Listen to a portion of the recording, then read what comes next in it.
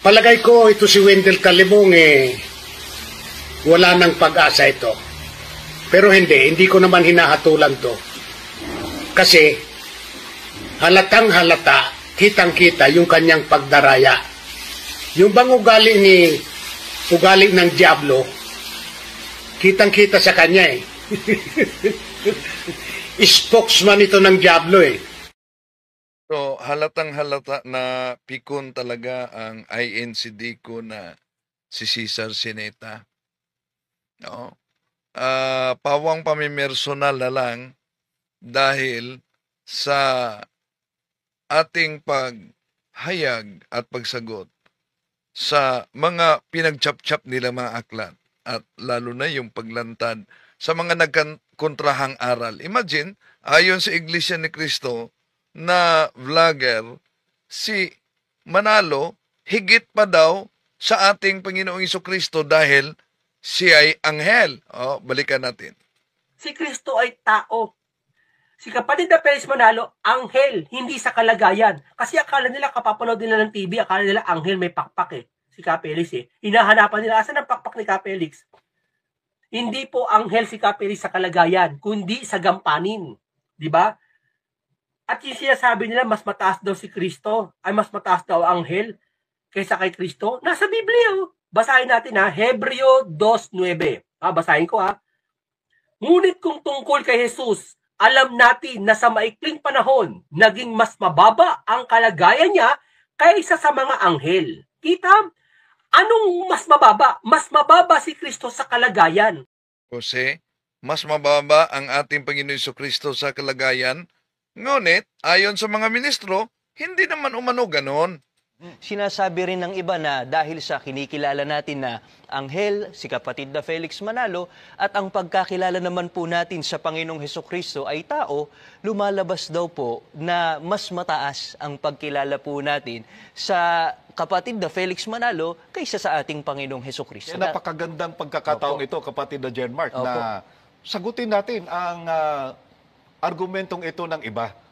Dahil sa mga mahal na kaibigan, kung gagawin lang po sana ng tao ang pagsusuri at dahil doon ay malalaman po niya ang tunay na kahulugan ng salitang anghel, hindi niya sasabihin na mas mataas ang ating pagtingin, kapatid na Jenmark, kay kapatid na Felix Manalo kaysa ating Panginoong Jesucristo dahil malalaman po niya So ano nga ba talaga ang totoo? Mas mataas si Manalo sa kalagayan o hindi? Kaya, iyak dito si Sinita.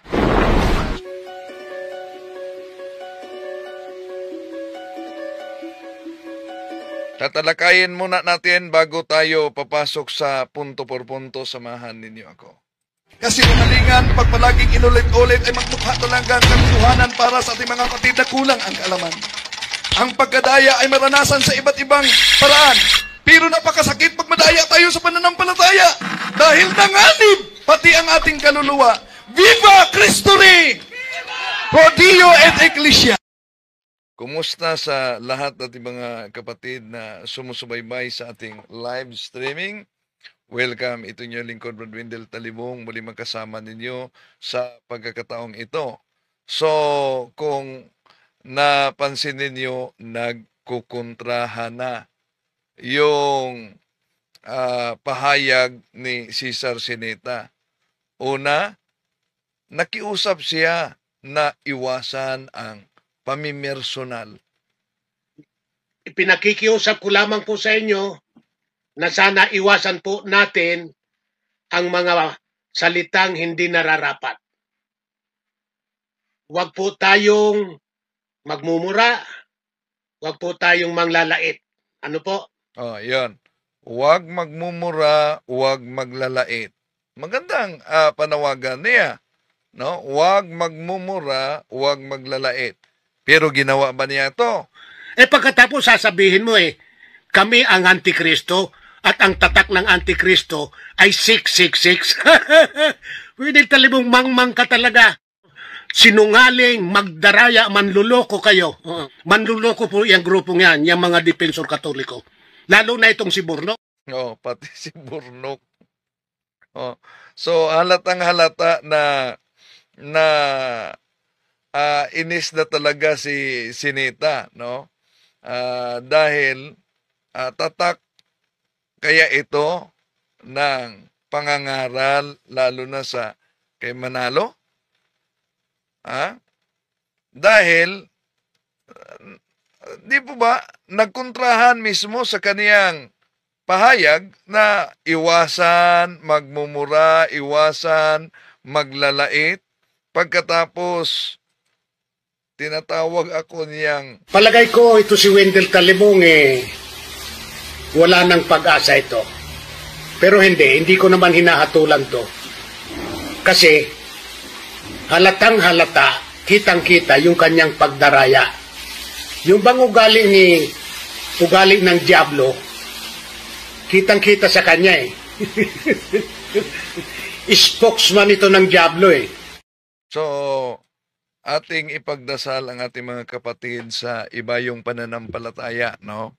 Lalo na si kapatid na Sinita, pagdasal natin dahil sa kanyang akala na yung inaniban niyang sikta ay tunay. Kaya gano'n na lang ang kaniyang mga reaksyon pag mahayag natin yung mga nagkukontrahan, lalo na yung mga aklat na ginagamit.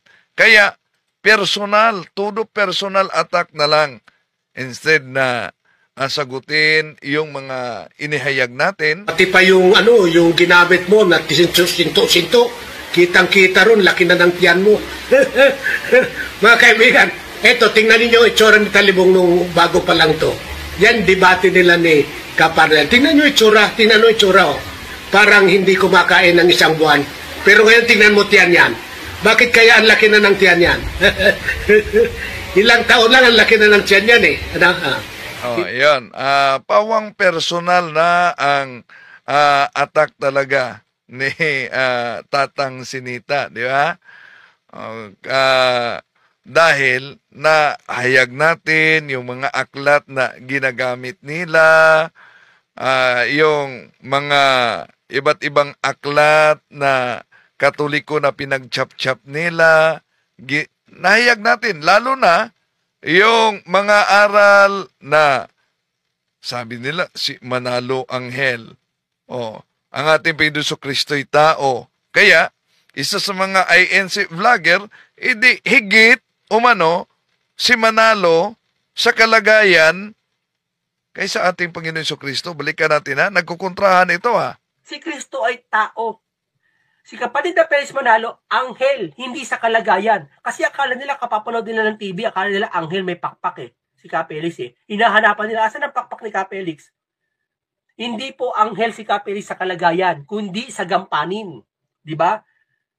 At yung sinasabi nila, mas mataas daw si Kristo, ay mas mataas daw anghel kaysa kay Kristo. Nasa Biblia, Basahin natin Hebreo 2:9. Basahin ko Ngunit kung tungkol kay Jesus, alam natin na sa maikling panahon, naging mas mababa ang kalagayan niya kaysa sa mga anghel. Kita?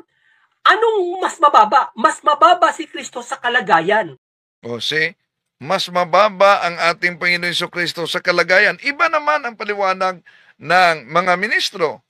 Sinasabi rin ng iba na dahil sa kinikilala natin na anghel, si kapatid na Felix Manalo, at ang pagkakilala naman po natin sa Panginoong Hesukristo ay tao, lumalabas daw po na mas mataas ang pagkilala po natin sa kapatid na Felix Manalo kaysa sa ating Panginoong Hesukristo. Napakagandang pagkakataong ito, kapatid na Jenmark, na sagutin natin ang argumentong ito ng iba.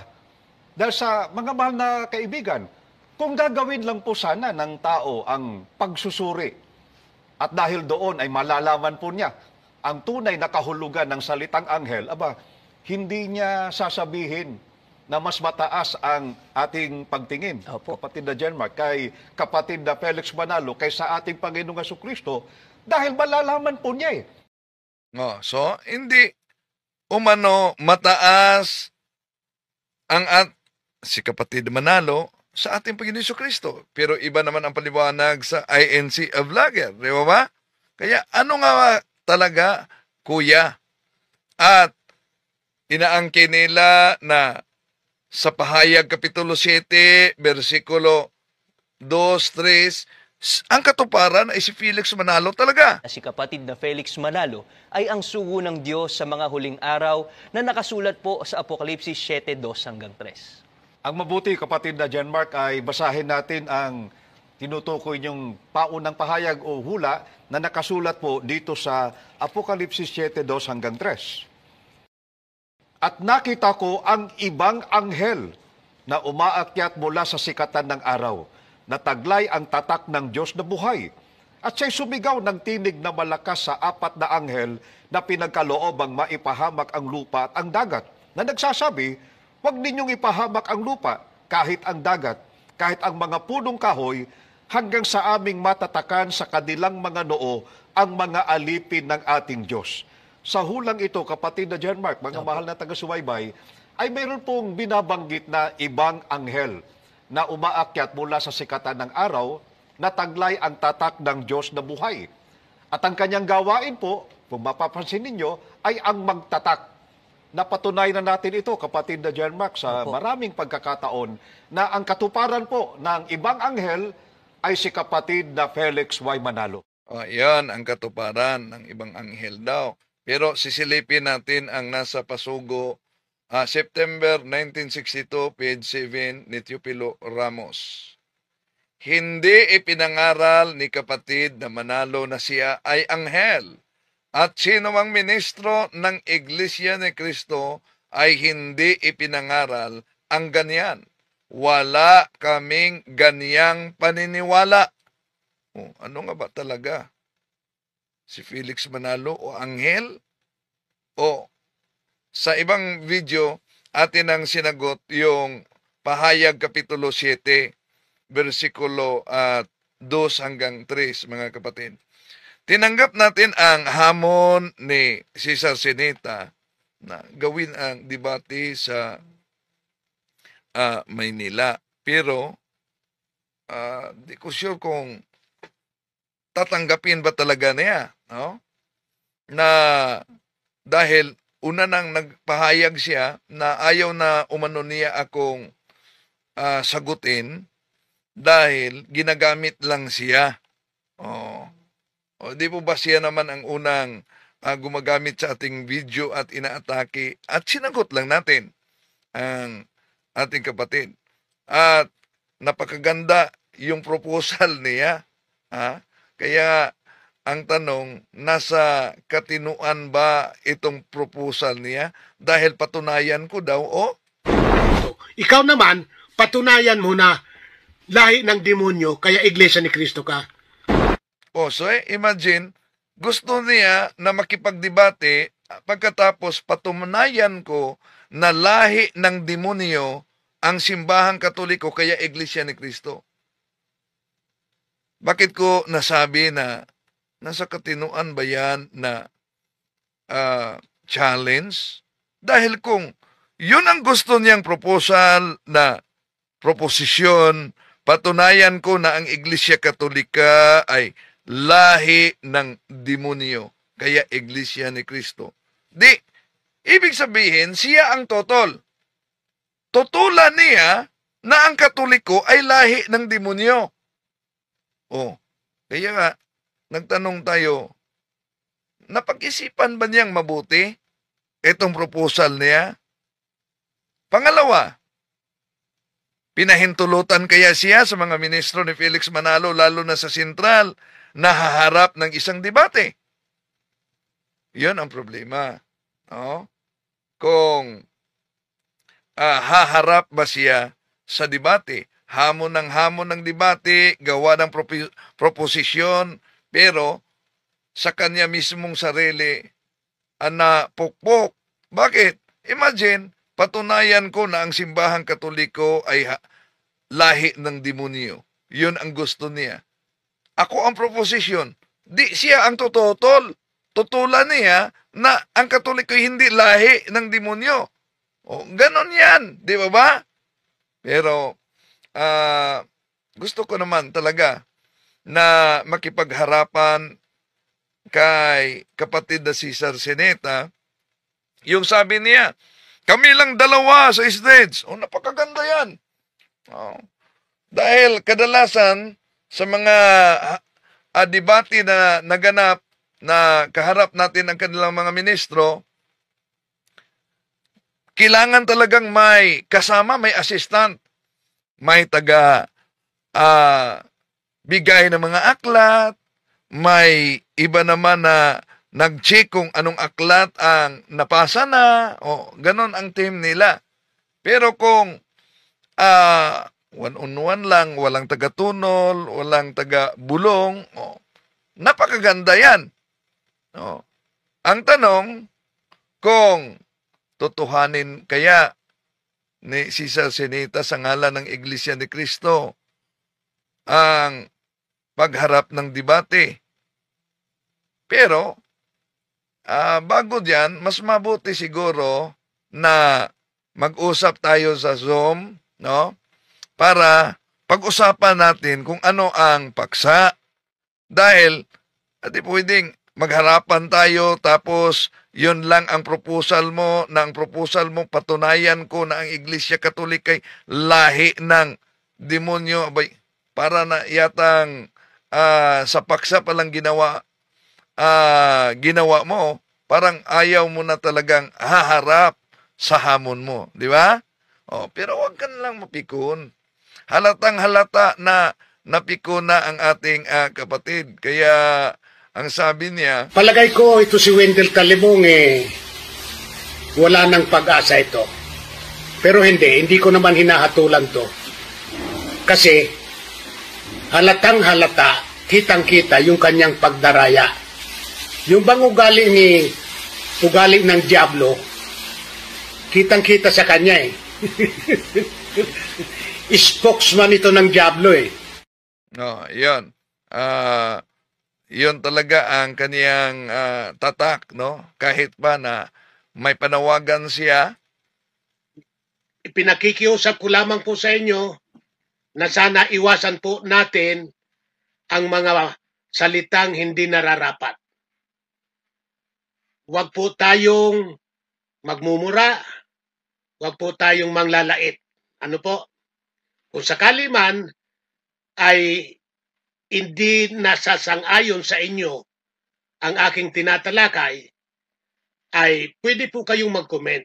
Huwag nyo lang po akong mumurahin. Yan po ang aking pakiusap sa inyo. Yan, nakiusap siya. Huwag kayong magmura. Huwag naman kayong magmura. Hayaan nyo na siya na lang ang magmura. At huwag kayong magalit. Ang atin, pagsagot lang sa mga aklat na ginagamit nila, yung pagtuwid sa aral na baluktot, para yung mga kapatid nating nasa mga inosente talaga ay magabayan natin. No? Pero nang tinanggap natin yung hamon niya, fake news daw. At bawal na bawal din po dito ang fake news. Bawal ang fake news. Bakit bawal ang fake news? Tinanggap ko kasi yung hamon niya. Sige, harapan ng debate ang gusto mo. Sige, tanggapin ko yan. Siya nga pala, binabati ko po ang happy time. Patuloy natin. Yung sinabi niyang fake news na tinatanggap ko. Ngayon, bago po ako tumalakay o bago ko po i-play ang paksa na ating panunuorin ngayon, ang video ng kapatid na Michael Sandoval, nais ko po munang paalalahanan o sagutin ang mga miyembro po ni Ginoong Wendell Talibong. Miyembro ni Ginoong Wendell Talibong. Hindi naman ako nagtatag ng iglesia. Paano magiging miyembro ko yan? Fake news po ang fake news daw, fake news. balita sa inyo ni Wendell Talibong. Fake news ang nabalita ko daw. Anong fake news? Hindi po totoo yan na ginagawa pa niya ang title. Tinatanggap na raw niya ang hamon kong debate. Kung tinatanggap ko ang hamon mong debate, bakit hindi totoo yan? dahil ayaw mo. At posibleng hindi ka pahintulutan ng sentral. Yon lang. Kaya huwag ka na lang maghamon. Sigurado naman akong hindi ka talaga pahintulutan ng sentral na haharap. Yeah? Pero huwag kang magalit. Ang puso, medyo may edad na tayo. Kapatid na si Sarcineta, no? Huwag kang magalit.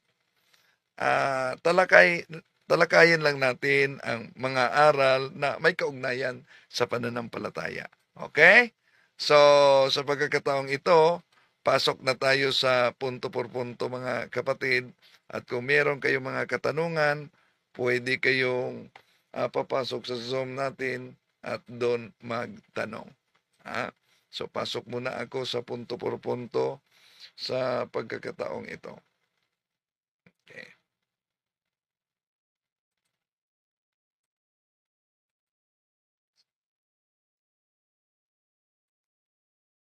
Yung mga asawa ng mga anak niya.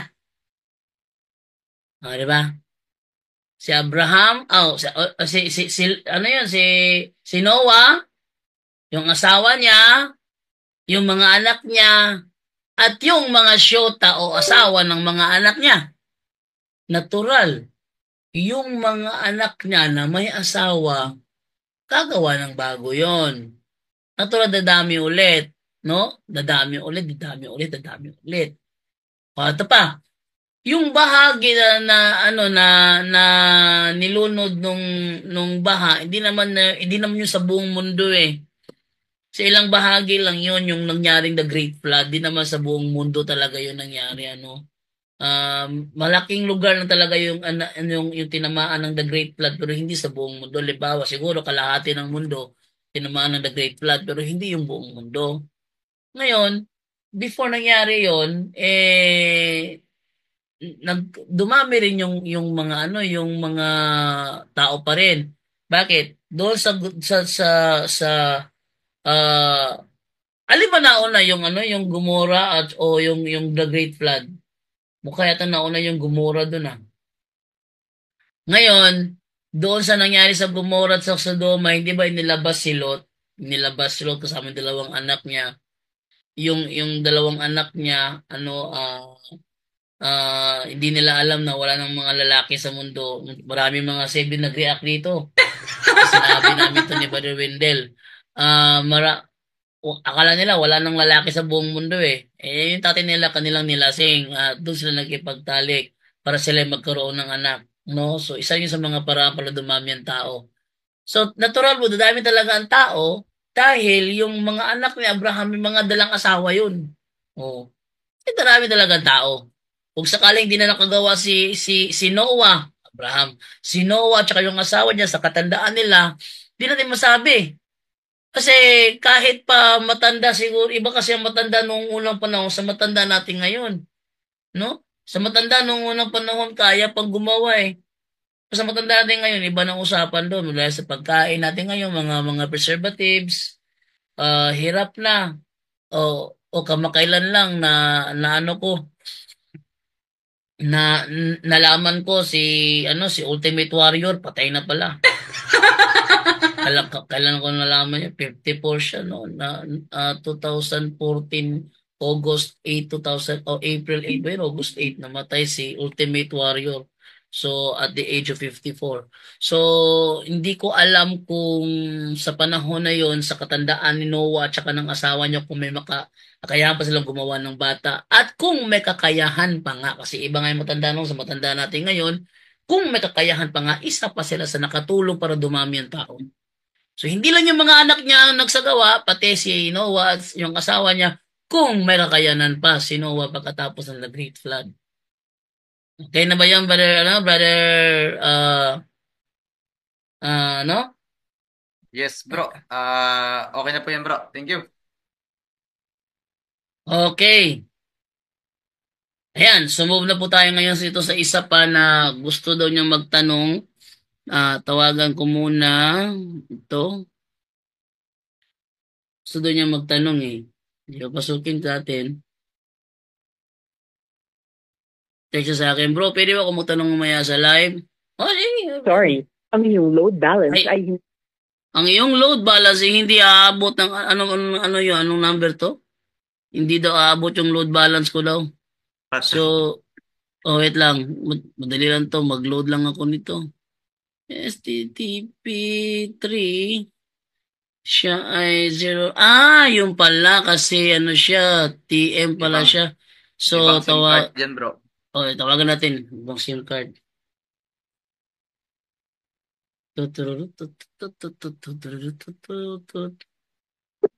Yun, nagring na.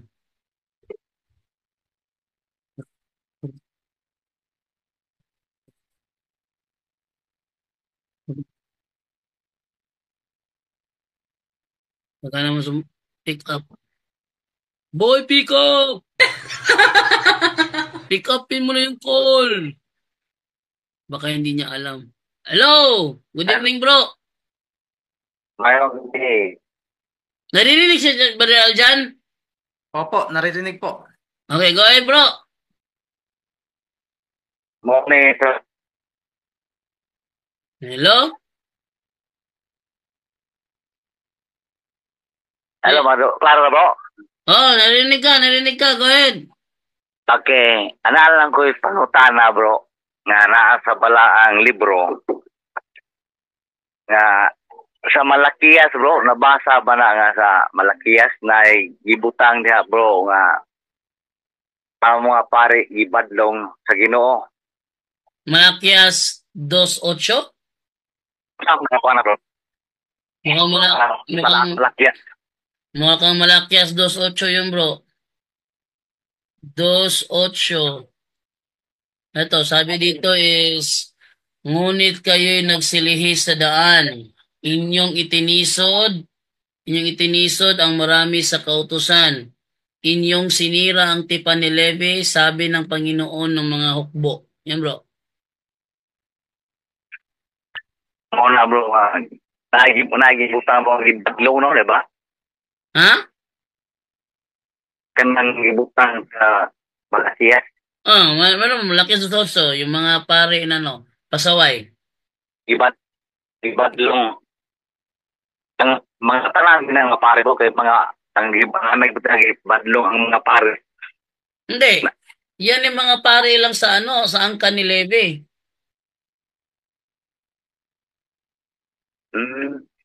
Muna na po kasi Hindi na. pili lang day ang ibili lang gibadlong ang gibadlong sa Ginoo. Ha? Ibili lang giday ang gibadlong sa Ginoo, bro. Ang mga Levita tinutukoy ng mga pare dyan kasi ng panahon niya wala namang ibang pare. Wala pang pare ang Pilipinista. Wala pang pare ang Katoliko ng panahon yan. Mga paring Levita yan. Tagingon mo ba kung saan nuan mo ginaang mga buhok? Kung ano yung puno, siya rin yung mga bunga. Yan, bro, dahil ang mga Levita kulang ang kaalaman, tinan mo maraming mga Hudiyo ang walang alam. Marabit na sige bro. Pang kaparian yung silang pagtutulong sa magitan nila sa balaang libro nga maghalad kung mga priyang ng mga mananap o maghalad kung tinawat. Oh, mga Israelita talaga yun. Mga Israelite na mga pare yun, bro. Mga Sabadista yun. Mga Sabadista rin. Mga Sabadistang pare yun, bro. Muna bitaw sa gitingon bro nga kana kung nagibutang niya bro nga ang kanang napo nga bahin bro nabang disposinto na bro ang pagsabot sa mga tao na bro. Yung tights. Bro, diba? Yung tights sa yung tights sa Malakias 3, yung baby mo sabihin. Kana bro, murag ang basabot sa mga tao nagdagpundok sa nga ni Kristo. Murag salapi kanong nay nasabtan nila na bro dili pagampo. Bro, talagang pera talaga yan, bro, sa ating panahon ngayon. Kasi muna nga yung tights kasi diyan is 10% ng kanilang kayang abutin, no? Kung salapi, may salapi ng buwan na panahon ni Malakyas eh. Kasi kasama na rin yun. Yung kanilang prutas, yung kanilang naaabot sa araw-araw, 10% nun talaga bibigay nila. Pero sa panahon ni Abraham, ang 10% niya is samsam. Inagaw niya sa ibang lugar.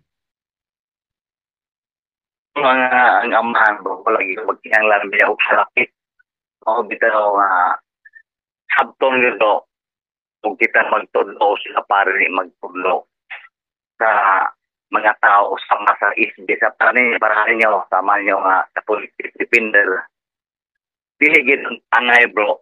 Isusuroy ang mga santos o ipagkilimusan nga asa matapit mo basta bro yan ang Bro, hindi naman na ipapasyal yung santo eh. Matagal ng patay ang mga santo. Hindi mo pwede ipasyal yung ano nila, yung kanilang labi. Hindi pwede pa. no nga O kung sa ano pa bro, yung mga santo nakalibing na. Hindi mo pwede ipasyal, hindi mo pwede ipasyal ang mga santo, nakalibing na yun eh.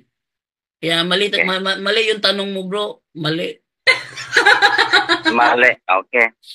Sama sa gikuan bro, sa kaparian ron bro, nga kamo naagi mo sa Catholic Faith Defender.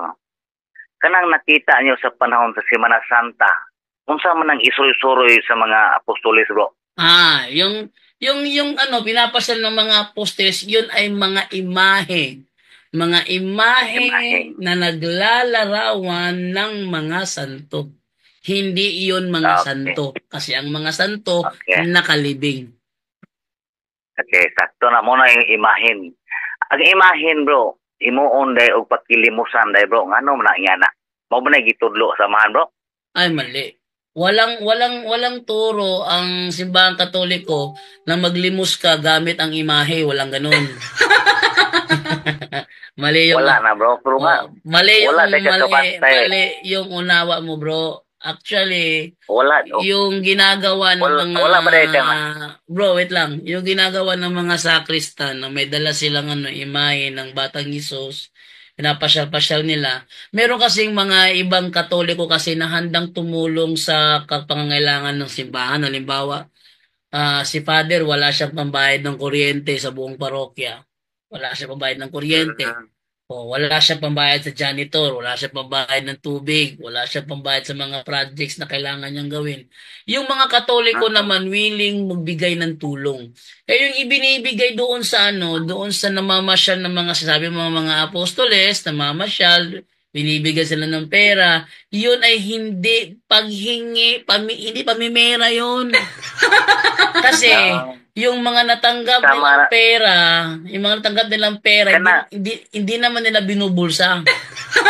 hindi pamimera yun. At yun ay bigay ng mga Catholic member sa kanilang sa kanilang parokya para tulong. Yan ay nasa unang Korinto 16:2 na magbigay ng bawat isa ng tulong sa mga kapatid. Yun. Hindi bigay. Mo na 10% bro. Ay, hindi 10% yun.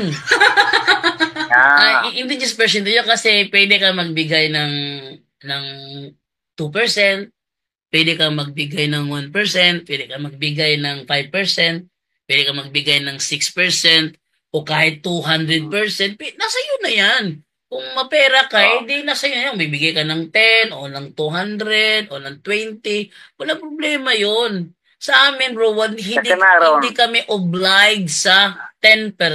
Hindi kami obliged sa 10%. Tugutan na bro, imong gisulti. Kanang makita ni Ros ng hitabo sa simbahan sa Balay Alampuanan bro. Gihimo lang og duwa-duwaan og himo og concert ang Balay Alampuanan og uban pod ang kaparian bro. Okay. Naghimo sad sila og sa na bro. Magbuhat sila. Okay, magandang dili maayo. Magandang katanungan niyo. Ano man na? Ang tawag diyan, bro, abuse. Abuse is not an argument against the proper use. Kung ibuhat man lang. Abuse nga, bro, abuso ba? Abuso.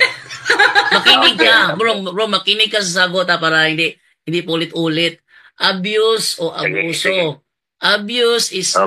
not an argument against the proper use. Halimbawa, ganito, yung nangyari doon sa isang simbahan sa Manila ba yun? Kung saan kumanta ng dancing queen si Maria Clara. Ano tuloy na pangalan nun? Kasi kilala ko sa kanya, Maria Clara doon sa pelikula sa Netflix na Maria Clara ni Ibarra eh. Si Maria Clara, kumanta si Maria Clara doon ng dancing queen. San Jose. Sa San Jose pang apelido nun eh. Basta Maria Clara, pagkilala ko sa kanya. Si Maria Clara. Maria Clara lang. Kasi nanood ako nung pelikula, nung TV series na Maria at Ibarra. Siya yung Maria Clara doon. Kaya si Maria Clara kumanta doon ng Dancing Queen. Ilang araw, talagang nadisiplina yung ano doon, yung pare doon, naging issue yon, nagsorry yung yung parish priest, nagsorry kasi nag-react yung bishop, nagsorry yung parish priest, nagsorry din yung mga singer na kumanta doon, yung mga nagsagawa noon kasi meron namang stage, bakit doon pa sa loob? Oh, di ba? So, Okay. lahat sila humingi ng sorry kasi mali yung ginawa. Kaya nga abuse, abuso. Abuse is Abuso. not an Mana argument. bro. Abuso. So hindi pwedeng gamitin Okay. sa amin, yung abuso. Parang ganito lang ho. Okay. Para mo na rin tinanong ba, bakit may mga pulis kotongero? Okay. Hindi ba ganon? Wait lang bro. Dapat. Wait lang bro. May mga ganon Sige, eh. tiwasa. Bakit may mga pulis kotongero? Bakit may mga pulis nagsasagawa ng hulidap? Daming si Okay. bitag sa hulidap. But it doesn't follow na katuruan sa PNP ang magsagawa ng hulidap at magsagawa ng kotong. Hindi nila katuruan yun. Talagang may mga abusado. So hindi pwedeng gamitin mo sa amin ang argumento mong nakita ng mga abusong Okay, ginawa. Okay? Okay, nasabta na bro. Ikaduha na po bro. Katong nahitabo ikalawa, sa- dahil mo nang tanong eh. Napo kayo pangutana. Sige, go ahead. Nahitabo bro sa katong ang pare nang ginisayaw bro. Nanghimo na yun ang balay alapuanan isay-sayawan ni katong Voltron. Voltron. Diri sa Nagda. Sibo na bro, Sibo na hitabo. Voltron. When you Sa say Danaw. when you say Voltron, hindi ako naniniwala na hindi inedit yun. Minsan nga, naalala ko dati, sports evangelization. Nag-live ako ng video ni Father Darwin. Sumasayaw siya kasama ang mga parokyano sa sports and evangelization. Habang sumasayaw siya, sinasabi ko pa sa live, malapit yung bibig ko sa microphone, sinasabi ko pa, kapag ito inedit ng mga sabadista o ng kahit na sino, nawala siya. Gagawin natin para naman marinig yung mga kasagutan natin. No? Maganda kasi pag tayo sumagot, naririnig nila. Okay. Okay bro, continue ako bro ha. Parang Okay, ganito yan bro. padayon, bro. Nagla-live ako kay Father Darwin, sumasayaw siya kasama mga parokyano. Ang sinasayaw Okay. nila, worship song. Praise and worship yun eh, praise and worship. Tapos, Okay. sinasabi ko pa sa live, kapag ito inedit ng mga protestante o ng mga sabadista, yan ay isang palatandaan na mga sinungaling talagang mga yan. Nasa demonyo lahat ang mga yan. Kinabukasan, talaga ang music pinalitan ng sisira ang bulaklak, bubuka ang bulaklak. Ay, yung mga nakita mo sa Facebook, Voltron. Hindi ako naniniwala doon, kalukuhan yun. Malamang sumayaw siya. Malamang sumayaw siya. Mga dautan. Bro, kung ang sinayaw niya, praise and worship, walang problema doon. Kaso kasi, marami kasi protestante kasi nag-i-edit yung music, pinapalitan ng, para bang yun nga, sinabi ko, Father Darwin, sumayaw siya, praise and worship song. Hillsong yun eh, Hillsong. Sumayaw si Father Darwin. Okay ra. Tumahimik ka muna, bro. Tumahimik ka muna. Okay? Tahimik ka muna ha, kasi nararamdaman mo kasi, hindi ka makapuntos. Kasabay ng sabay kasi alam mo, hindi umuubra ang pinaghahandaan mong technique. Ayan na. During praise and worship, sumayaw si Father Darwin, okay yan. Kasi praise and worship yun eh. Praise and worship yun. Halimbawa, Christmas caroling, nag-Christmas carol yung sumayaw yung pare, yung mga sakristan sa altar para humingi ng ng aginaldo sa mga nagsimbang parokyano. Okay lang 'yon. Christmas song, praise and worship, okay lang 'yon. Ang problema lang kasi sa mga protestante, yung mga music ini-edit, pinapalitan ng worldly music. Kaya akala nyo yun na ang sinasayaw. Mali. Pero yung ginawa ni Maria Clara na dancing queen, hindi naman talaga edit yun. Talagang dancing queen, talaga kinanta niya doon. Yun, ang tawag doon, abuso. Hindi yung binigamitin sa amin ng abuso. Okay? Nasabta na po. Okay na. Okay, go ahead. Okay. Nauman na to ni mo explain bro kay sa sila okay ra man kaaday musayaw sila basta worship. Oh. Kunya okay ra po sila mga ruling kay gumikan tao. Kung mari sana patagalogin mo na Jendo. Kayo lang talaga nakakaintindihan. Bro, hindi siya kinasok ko siya kasi sabi ko sa kanya, marunong ko ba magtagalog? Sabi niya, hirap ako magtagalog, alangan ang pilitin ko. Kaya nga tinatagalog ko yung pagsagot ko para mag-get sa mga tao kung ano yung sinasagot ko sa mga sinasabi niya. Okay, ikaw lang mag-translate bro. Diba? Sige, go ahead. Okay bro. I-explain na nimo bro. Nindot. Pero usana kong ipangutana bro. Sa simbahan. Ang kanang nagdupa bro, anay gibutang ana bro, nga 4 ka litra. Mangutana ko bro, ug unsa na siya bro. Okay. Mga kapuntos, tinatanong niya doon sa ating imahe ng crucifix sa simbahan, may 4 na letra doon sa ibabaw. Ano daw ang ibig sabihin nun? Yung INRI. Ang ibig sabihin ng INRI, Jesus Nazarenus Rex Iudairum. Jesus na taga Nazaret, hari ng mga Hudyo. Natubag na niyo bro. Ikaduha kong pangutana bro. Unsa man ang iyang gikoptan bro? Wala siyang hinahawakan doon eh. Yung kamay niya nakapako eh. Anong hahawakan niya? Nakapako yung kamay niya. Malamang yung pako, nakahawak siya doon. So, ang bot sa pasabot bro, wala sa gikuan. Siya, unsay ang gidala ba? Unsa siya? Na kanang 4 ka litra ana-anay meaning na 4 ka litra. Unsa na siya ang gidasa ang Kristo. Sinagot ko na bro, ang meaning ng INRI dyan, Jesus Nazarenus Rex Iudairum. Jesus, Nazarenus, Nazaretnon, Rex, hari, Iudairum ng mga Hudyo. Jesus Nazarenus Rex Iudairum, Jesus sa taga Nazaret, hari ng mga Hudyo. Okay, ang siyang pagkahari po, ana sa gidala. Pareharon nimo ba? Usa ka Catholic faith defender. Ikaw usa ka Catholic faith defender. Ang imong gikoptan mo na ang pong sa Ginoo. Ang kanang iyang gikoptan ni Jesus unsa man na nga siya usa ka hari. Mutana ko na bro, tubagal ko. Tinatanong niya kasi ako daw Catholic defender, may hinawakan daw akong salita. Si Kristo daw bilang hari, ano daw hinahawakan ni Kristo bilang hari? Ang naglagay noon, si Poncio Pilato, nagreklamo ng mga Hudyo doon eh. Sabi nila na hindi naman namin hari yan. Sabi niya, ang naisulat ko na. Tatanungin mo ngayon, anong hawak niya doon bilang hari? Ang hawak niya, yung kanyang authority. Kasi hari siya eh. Yun ang hawak niya. Next question. Okay. Hari siya. Tapan anang 4 ka litra, ana-anay meaning, ug unsa na siya kada usa, gawa sa iyang pagkahari.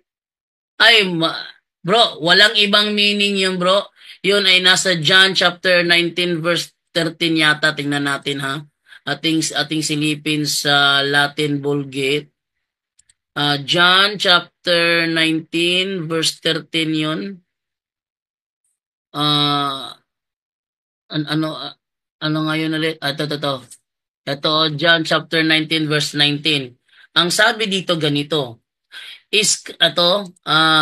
Script sent out them et titulum Pilatus et pusuit super crucem erat autem scriptum Jesus Nazarenos Rex Judaeum. Sa madaling salita, walang ibang meaning yon kundi Jesus Nazarenos Rex Judaeum. Ating Tagalogin to, no? Tong 19 verse 19, ang sabi dito ganito. Gumawa si Pilato ng isang karatula at inilagay sa cross. Ganito ang nakasulat, si Jesus na taga Nazaret, ang hari ng mga Hudiyo. So walang ibang meaning yon kundi Jesus Nazarenos Rex Judaeum. Ba't ibigay gagawa mo ng ibang meaning? Kung gagawa ka ng ibang meaning dyan, bro, suportahan mo ng Bible scholar para paniwalaan ka. Kung wala kang Bible scholar, lelang mo, hindi ako maniniwala sa'yo. Okay. Wala pag-ide mo na tayo. Sige, hindi, alam ko. Huwag mo sabihin, hindi ko alam. Nasa talata nga, oh. Nasa talata nga, nababasa ng ng live natin, eh. Ulitin ko, basa, ha? Scripsit autem titulum Pilatos et posit super crucem erat autem scriptum Jesus Nazarenos Rex Judaeum. Yun ang meaning ng INRI, wala nang iba. Kung gagawa yun ng ibang meaning yan, kalokohan yan sa inyo, bro. Wala pag-ide masayod. Alam ko, ay, wag mo kong Hindi mo ko maano dyan, bro. Ang tawag sa ginagawa mo ngayon, panloloko. Alam ko, pinapaliwanag ko. Kung para sa'yo, mali ang paliwanag ko, edi ilabas mo yung totoo at suportahan mo ng Bible scholar. Kung mali, bro, ano ibang meaning ng INRI? Muna kong gingabo na. Hindi, sabihin mo. Ano ang meaning ng INRI kung hindi sinabi ko? Sakto ay mong gisulti, apan anapay lain nga. O sige, meron bang iba? Ano yung ibang meaning ng INRI? Dili pa saktong panahon. Hindi, ilabas mo na. Lulukuhin mo pa ako eh. Ha? Lulukuhin mo pa ako eh. Sige na, mas maganda to, naririnig dito para malaman ninyo, itong taong to nagtuturo ngayon, bulaang tagapagturo ito pag hindi niya sinabi ngayon. Sige, kung ano ang ibig mong sabihin sa ibang meaning ng INRI? Muna gingon bro, dili pa saktong panahon. Occultism to. Alam mo ba ano ibig sabihin ng occultism? Hidden. Nakatago. Lihim na karunungan.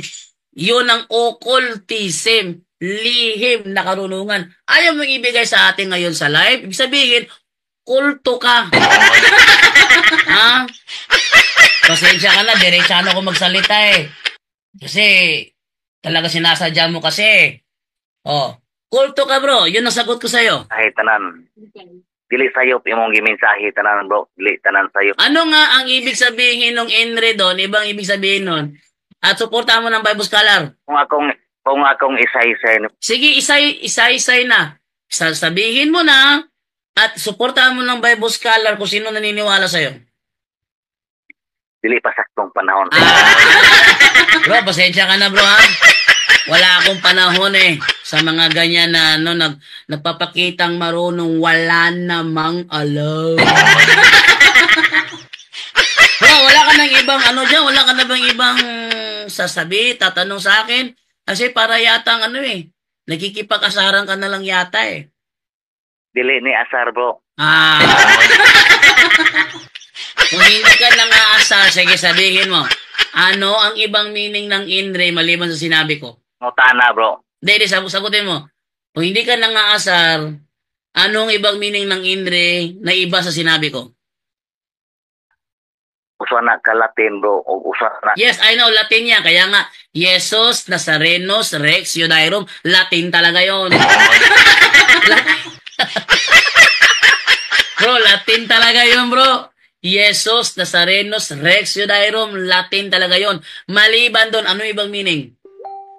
Dili na tayo, bro. Sakto na. Ano nga ibang meaning? Kung ipasabot na kung unsa iyang gihawakan. Hindi, ano ang ibang meaning ng INRI maliban sa Jesus Nazarenos Rex Judaeum? Pag hindi ka pa rin sumagot, pag-asaran ka, off ko na yung call mo. Ano ang ibang meaning? Dili. dili na ko na ikasaysay bro. Kay Pasensya ka na ha. Mukha yata sinasagad mo ako eh. Kaya at least, ang mahalaga dito, yung mga nanonood, alam nila na yung mga sinasabi ko totoo. Eto siya, ayaw niya magsabi, kulto to. Ano yung occultism? Lihim na karunungan. Pag sinabing lihim na karunungan, siya lang ang may alam. Straight to the point. Straight to the point. So atin ang ilipat ngayon sa ibang katanong. Tumatawag siya. Ano bro? Ala bro. Kana bro, dili lang sana ko na isa-isa bro. Wala akong panahon. Kasi ang gusto ko marinig, sabihin mo kung ano ibang meaning nun. Dapat ko lang ipangutana bro, haron maubay-ubay na bro. Kauban ra gyapon ana sud sa balay alam po anan. Ano 'yan? Buwan bro. Nganong italikdan man na sa pari ang nagdupa ng cross bro? Okay. Yung mga sabi niya bakit daw tinatalikuran ng pare yung na crucify sa cross. Hindi tinatalikuran ng pare iyan. Siya nga ang representative niya tapos tinatalikuran. Siya ang representative ni Kristo kapag siya nagsasagawa ng misa. So, hindi siya tinatalikuran. Talagang mali, talagang unawa mo. Next question. Sige. Kung siya bro, ang pari mo'y dalan o pultahan padulong sa gingharian samahan, kung saan niya pagkadumdum sa agyanan samahan nga siya nagtalikod o wala siya masayod. Sa mubo lang ang istorya bro, kung siya ay driver sa sakyanan, siya nagtalikod, asa makamatog pa, magsige kag atras. Kung ikaw ay nobila, anak jo ka sa atubangan. Okay, so sabi ko sa iyo, mali yung analogy mo. Kasi yung driver sa jeep, hindi naman siya ang representative ng pasahero.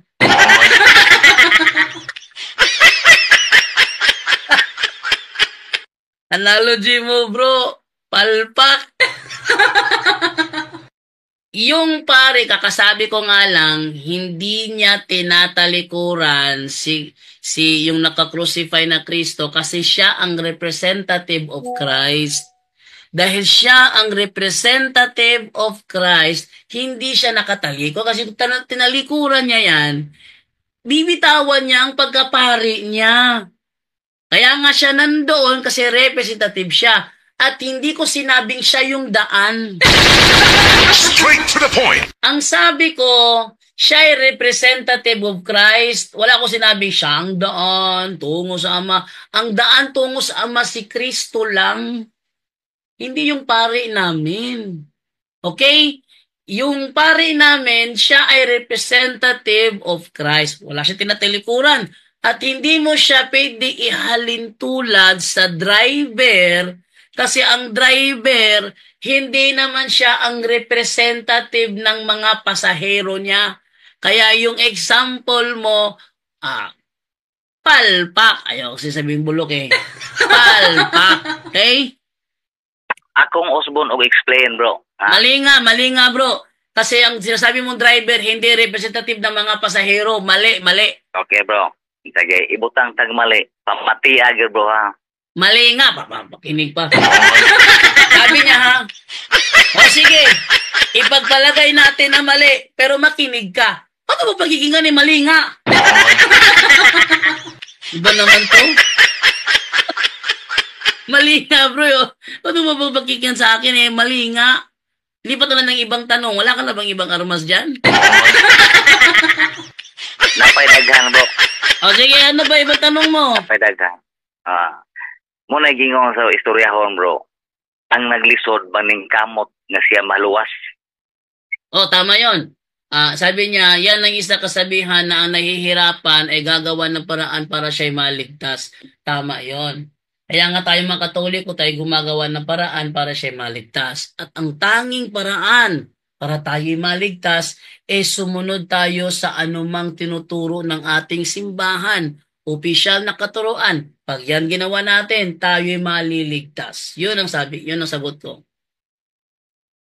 Ngayon bro, ang kaparian, mao may ato na matagayag.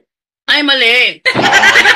Ang sabi niya, yung mga pari daw, doon ka daw, kumbaga, doon ka daw nasilayan ng liwanag. Mali! Mali ka talaga, no? Mali talaga. Huwag kang magtanong ng mali.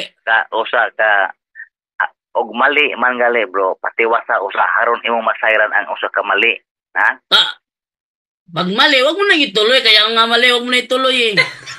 Sabi niya, pag mali, makinig ka muna. Para malaman mo ang kasunod na mali. Ano ba naman yan? Para masayran mo ang sunod nga mali. Oh, mali nga, wag masusundan. Palitan mo na lang ng tama kasi nga mali. Go. Muna gingawan bit daw bro. Kulang yun kanunay ang kaparian ng mga tao. Ha? Ano yan, bro? Ano, tumahimik na siya. Hello bro? Hello bro? Ano yan? Ano yan? Wala. Kana bro. Puli-puli tagtabi. Kaya mura ngay tabi na to. Sa imong pagsabot, mali man. Talaga mali. Huwag mo na ipilit kasi mali nga. Iba na lang tanungin mo. Iba na lang itanong mo. Kasi mali yung tanong mo eh. Oh. Mali. Eh. Akong Osborne bro, ang mali ha. Sabi ko nga 'di ba, huwag mong ulitin ang mali. Palitan mo ng tama kasi nga mali. Una sa i-explain ako. Kadiyot lang ha, pamatia lang bro. Kaya kita, agawan na ka sa Catholic Faith Defender. Hindi buhat sa kaparian. Anaa ba kay ikasaysay nako sa tanan. Yan na. Na ano, hindi ko maintindihan yung sinasabi mo, hindi ko maintindihan yun. Ako daw ay Catholic, ako daw ay Catholic Faith Defender. Ano daw masasabi ko patungkol sa mga pari? Ano? Ang mga pari mabuting tao. Atagi ko kung sa'y mabuting katao. Mabuting tao yung pari namin. Badadaring Kitgaro, mabuting tao yun.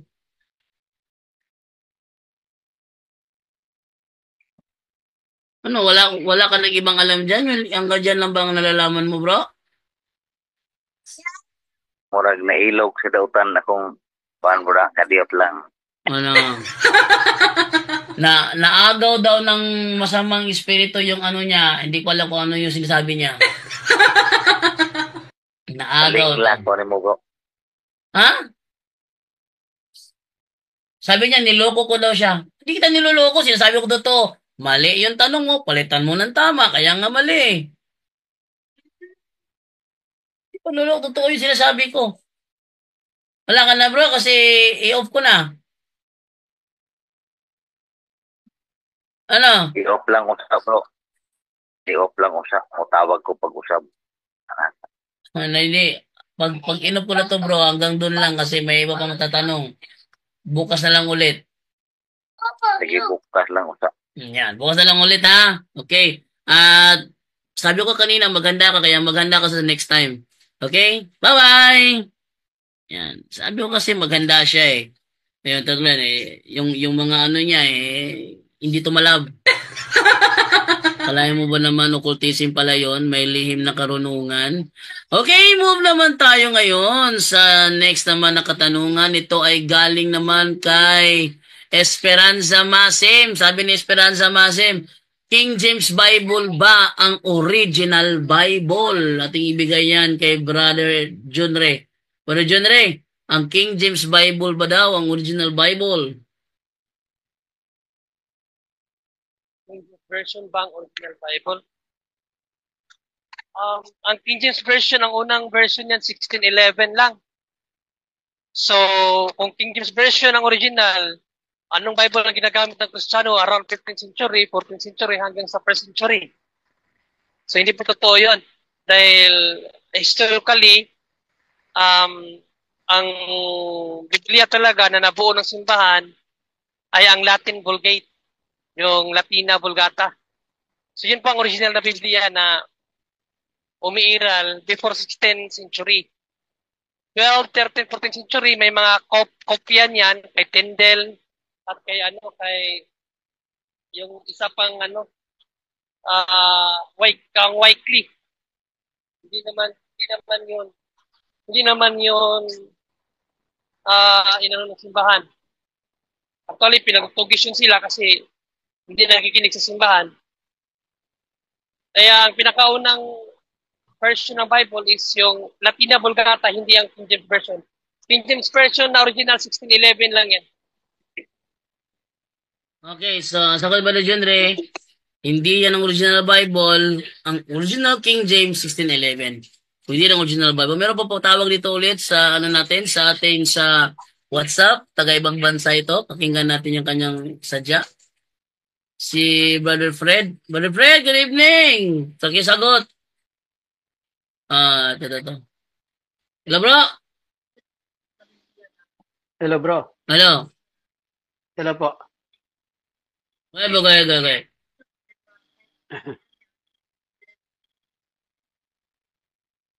bro. Go ahead.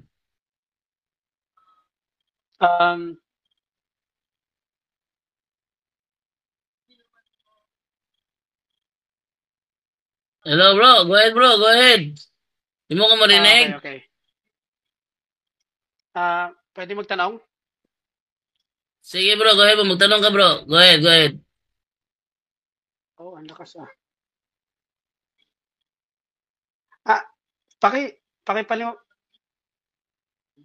Pakipaliwanag lang po kung bakit hindi namimigay ng alak yung pare. May pinagpapatanong lang. Okay, Brother John Ray, bakit hindi nabibigay ng alak yung pare?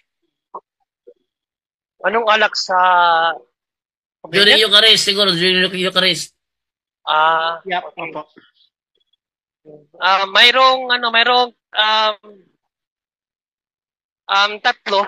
tatlong reason ng simbahan yan na kapatid kung bakit tinapay lang ang ipinamahagi, hindi na ibinibigay yung alak, lalong-lalo na sa mga malalaking event na misa like katedral. Pero sa mga maliliit na misa, minsan pinapahintulot yan ng mga pare kapag kukunti lang, katulad sa amin, may house mass, yung sa bahay ng pare, tinapay at alak ang ibinibigay sa amin kasi kukunti lang kami.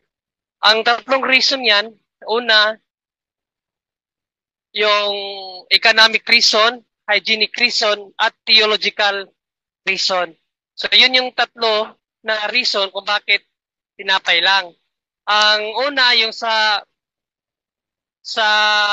reason na economic, dahil mahal ang wine na ginagamit ng mga pare. No, mahal. Purong ubas yan at walang preservatives niyan. Wala lahat yan. Ano talaga yan? Purong-puro yan. And then, may kamahalan. So, alam naman natin kung gaano karami ang nagsisimba sa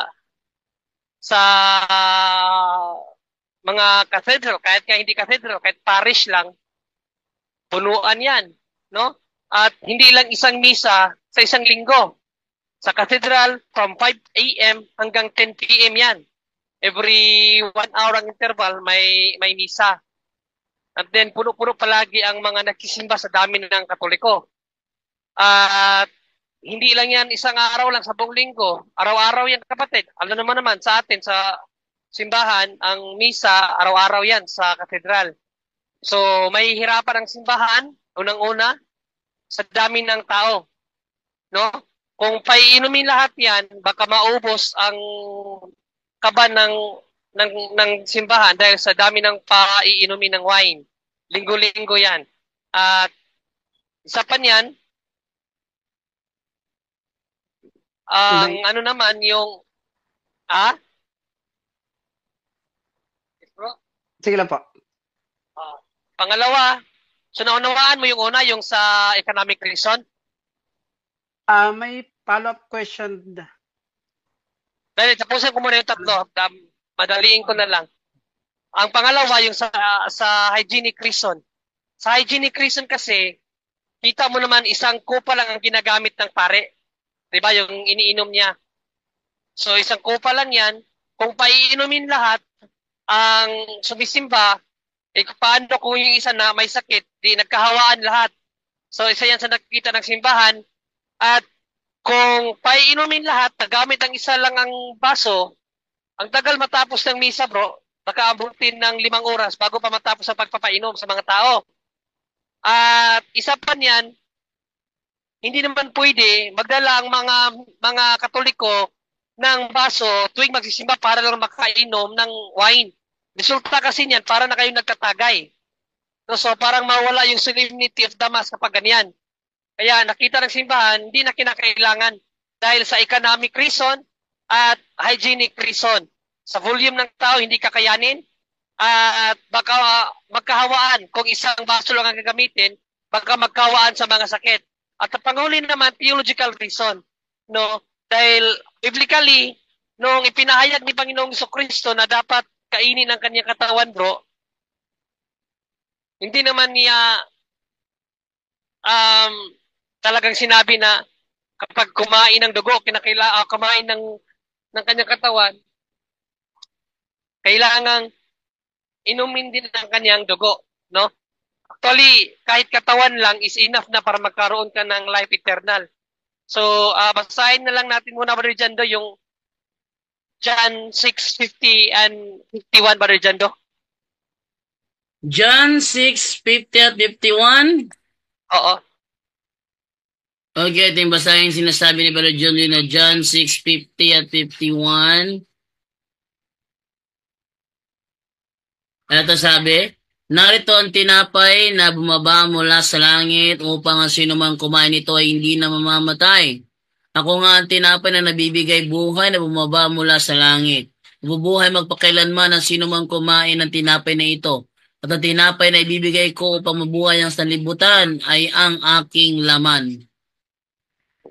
Ang tinapay na aking ibibigay para mabuhay ang sanlibutan ay ang aking laman. So yung kanyang flesh is enough para yung sangkatauhan ay mabuhay. No? Ibig sabihin, mabigyan ng buhay na walang hanggan. So yun ang theological reason. Yung sinasabi kasi sa banal na kasulatan na kumain kayo at uminom, ano ba ang kanyang doon? Ano ang kanyang audience? Mga pari. Di ba? Sabi niya sa Luke 22:19-20, Brother Jando, ibasa na lang. Ngayon, bro? Luke 22:19-20. Luke 22:19-20. Ito sabi, dumampot din siya ng tinapay at matapos ang pasalamat sa Diyos ay kanyang pinagati-hatiyon at ibinigay sa kanila. Sabi niya, ito ang aking katawan na inihahandog para sa inyo. Gawin ninyo ito bilang pag-alaala sa akin. Ngayon din naman, dinampot niya ang kopa pagkatapos maghapunan at sinabi, ang kopang ito ang bagong tipan ng Diyos na napinagtibay ng aking dugo. Ang aking dugo ay mabubuhos alang-alang sa inyo. Maraming salamat pa rin dyan. So malinaw, bakit yan ginagawa ng mga pare? Kasi yun ang utos sa kanila. Diba? Gawin ninyo ito para pagpapaalaala sa akin. Kaya ginagawa ng kaparian natin yan. Para malaman natin kung ano talaga yung exact na ginawa ng Panginoong Jesucristo nung ginawa niya ang unang misa. Nag-break siya ng wine at nagpainom siya ng alak sa kanyang mga alagad. Mga alagad na yun, mga pari lahat yun. Walang hindi pari doon. Kaya sa mga kaparian, ginagawa nila yan. Pero sa atin, sa John 6, sabi niya, publicly, in-announce niya, katawan lang niya ang kinakailangan para magkaroon ng buhay na walang hanggan, kapatid. At panghuli, logically speaking, pag sinabi kasing laman, may kasama na yung dugo. Kahit bumili ka sa palengke ng laman ng baboy, may kasamang dugo yan. So hindi pa rin totally nawala ang dugo sa laman ng ating Panginoong Jesucristo. Kasi magkasama yan. Pag may laman, may dugo yan. Kapatid? Wala ba yung brother friend? Na-guess ko na po. Thank you po. Thank you. Okay, thank you sa iyong katanungan, Brother Fred. Ayan. So, dito naman tayo ngayon sa isang comment dito. Ito ay from sabi niya dito, yung tanong, yung comment niya, natatawa ko eh. Sabi ni Boss Ken, takot pala kayo sa sakit kung ganun. Itong sagot ko. Ikaw nga eh, pag masakit ang ngipin mo, bili ka agad paracetamol eh. Nangyari pa to. Sabi niya, takot pala kayo sa sakit kung ganun. Ikaw nga. Sakit lang yung ngipin mo, bili ka agad paracetamol. Meron ka lang headache, bili ka agad ng Dulpinal. O sasabihin mo na natural, pag ang tao may karamdaman, bibili talaga yan ng gamot. Kasi hindi komportable na may sakit ang tao. Tama talaga yun. Pero kung panahon na lifetime mo na yan, wala ka na magagawa pa, tanggapin mo na lang. Yun. Okay, next naman tayo. Dito naman tayo ngayon. May tabi dito si Joshua Bordeos. Sabi ni Joshua Bordeos, isa lang tanong ko, dapat di makukontra ng ibang talata. Ito tanong ko, sa inyo, di ba Diyos si Kristo? At ang Diyos ay may anak? So kung Diyos nyo si Kristo, sino ang kanyang bugtong na anak? Pag itinanong ko sa ChatGPT, kung anong uri ng tanong ito, ito tinanong sa atin ni Joshua Bordeos.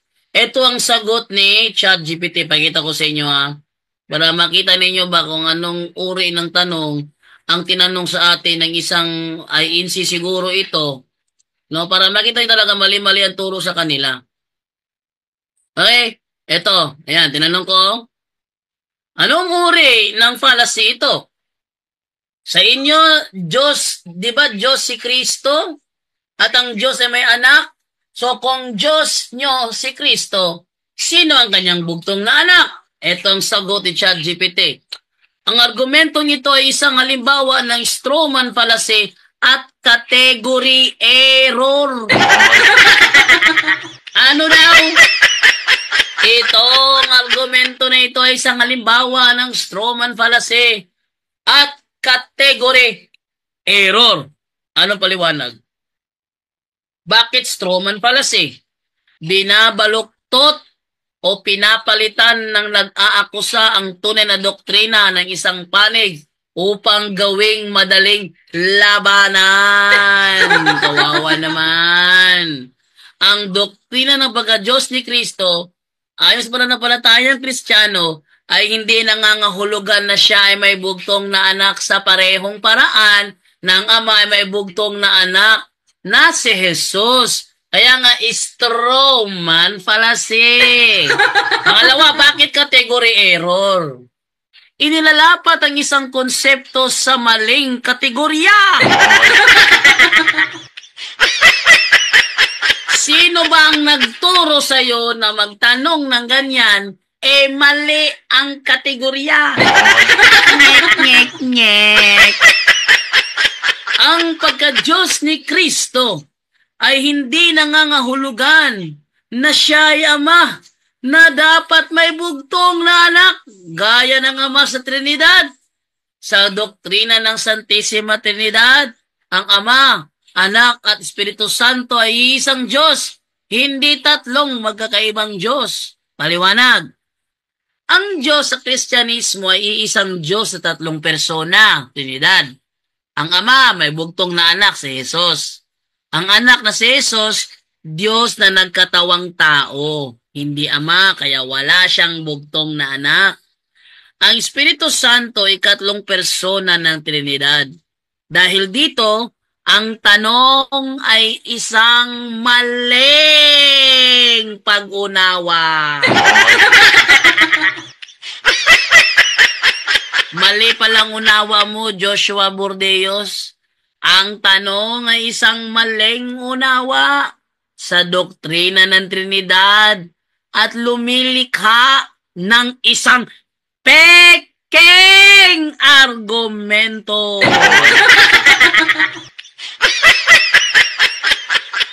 Ang sarap isigaw, no?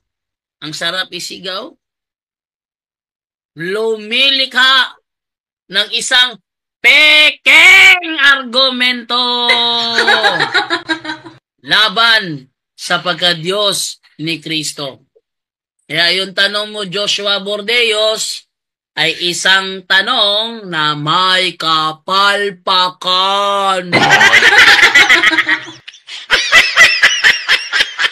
Okay? Ngayon, may ibang tanong dito si Boss Ken. Ano ibig sabihin sa Hebreo 10:11 tungkol sa mga pare? Hindi basahin. No?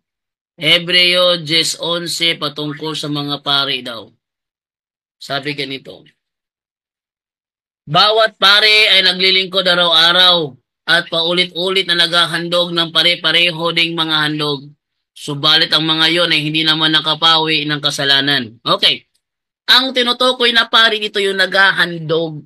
Ano yung mga paring ito? Ito yung mga pare ng mga Israelita.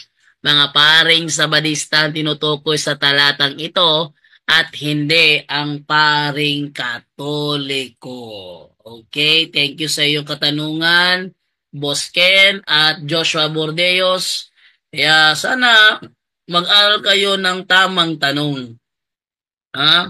Sabi ni Boss Ken, 3 uri talaga ang palusot nyo, ha? Wala nang masabi to. Parang may background music ka, bro, JD, parang TikTok. Hindi, si Divine kasi nanonood ng YouTube eh. Narinig ba dyan ng background? Malakas na talaga microphone ko, naririnig si Divine. Sa akin bro, hindi naman bro. Sa live ko siguro narinig sa live. Wait lang nga, tanong ko muna yung aking microphone na kung naka-filter ba to. Okay, ang noise gate niya, lakasan ko muna.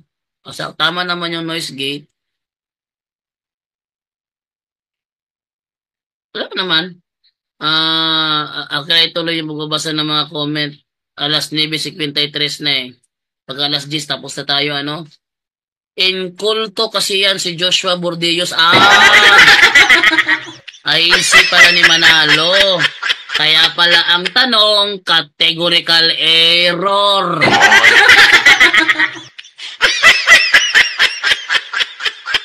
Yan nakapagtataka. Kasi ay si ni Manalo pala. Kinuha niya ang tanong na yan sa debate ng SDA at INC. Kay ventilasyon. Ay, kay ventilador niya kinuha. Ibig sabihin, yung tanong ngayon ni ventilasyon ay isang uri ng categorical error.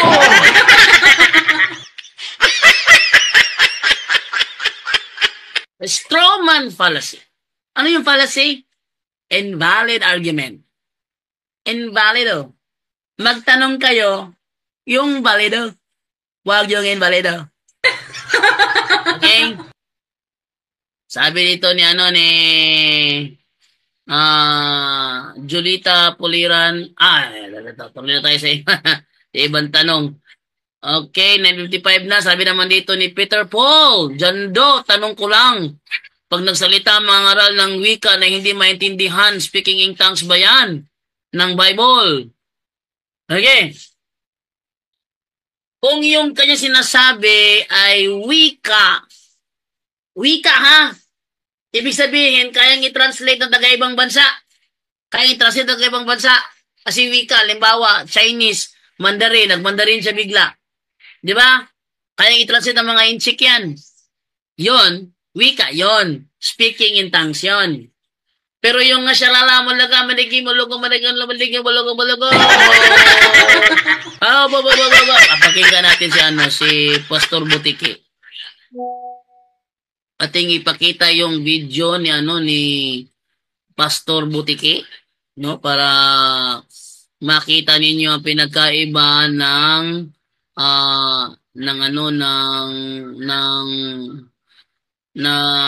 speaking in tongues sa peke. Eto, pakinggan ninyo ha. Naka-share audio ba ako? Ito, pakinggan ninyo ha. Ayan.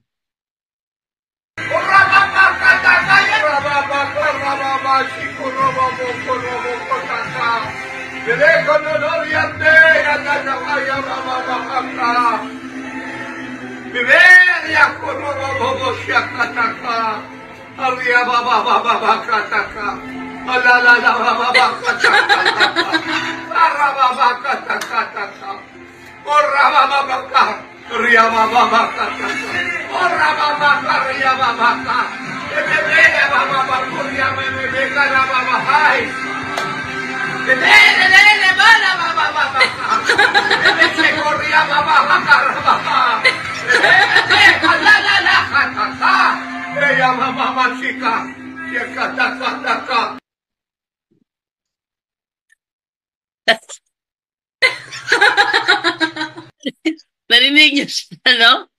Pastor Butike? Hindi wika yon. Ang tawag doon, bubbling. Yama-yama. Hindi wika yon. Okay, hindi wika yon ha. Bubbling yon eh. Okay, dito tayo ngayon sa dahil 9:57 na. So, bakit napahamak si Nadab at Abihu at si Uza? Ha? To make his message known is our responsibility.